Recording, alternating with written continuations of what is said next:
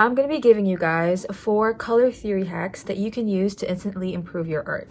Now, if you don't know anything about color theory, that's okay. This video will go through some of the basics so that you can immediately apply all that you've learned. Now, one of the most basic things about color theory is like the color wheel, and it's more or less divided into the warm colors and the cool colors.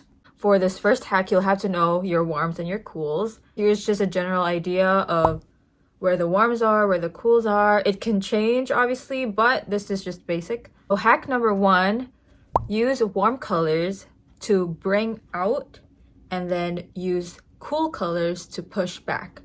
What I mean is, when you're making a painting, the stuff that's in the foreground, or if you're doing a portrait, make it a little more warm, because warm colors tend to stand out more and they pop out. We're more drawn to warm colors as humans. Maybe it's because we had to make fire before, or we're drawn to heat or the sun. No idea. But we tend to look at warm colors more. Use cool colors for the background. So most portraits actually have a blue background, a dark blue background, and that is for a good reason. Something you can apply right away is to use blue for the background, and then when you're doing your highlights, for example, for a portrait, if there's a really bright part, add a little bit of yellow to it. Also try to add a little more warm colors like orange, red, and yellow to your skin tone shades. Now, another one about warm and cool colors, hack number 2 is when your source of light is cool, your shadows will be warm. And then when your source of light is warm, your shadows will be cool. So it's always working in opposites. One example is daylight, like the sun, is actually cool.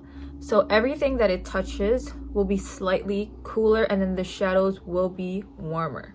If you're using like a lamp with like an orange light, tungsten as well, they are very warm colors. So when you draw the shadows, or when you paint the shadows, make sure that they are cool. Now, hack number 3, this has to do with complementary colors. In a color wheel, the color that is the exact opposite, like on the other side, are complementary colors. Now, for example, blue is directly across from orange. So those two are complementary colors. Another one is red. Red is directly across from green. So those are complementary colors. Purple is directly across from yellow, and they are complementary colors. Why is this important? Because complementary colors go really well with each other. But when I do paintings, I do a lot of blue and orange together. There's just some colors that your eyes are so drawn to. It looks very attractive to us humans. Even like Christmas, think about Christmas, it's red and green mostly. So yeah, for example, you're painting an apple, maybe. A good thing to do is to make your background green, or at least have some hint of green in it. You guys will probably notice this in most of my paintings where I'm using complementary colors. A lot of like paintings I have of plants, I would have red or like a orangey red in the background. Now, for the last hack, number 4, this also has to do with complementary colors, also has to do with mixing colors. Use complementary colors to mute the shade that you want. That's kind of confusing, but for example, you have an orange and you think it's a bit too bright. It's just, you don't need it to be that bright. To decrease that brightness or saturation, all you have to do is add a little bit of its complementary color, which is blue. So be careful though, don't add too much or it's gonna turn into a completely different color.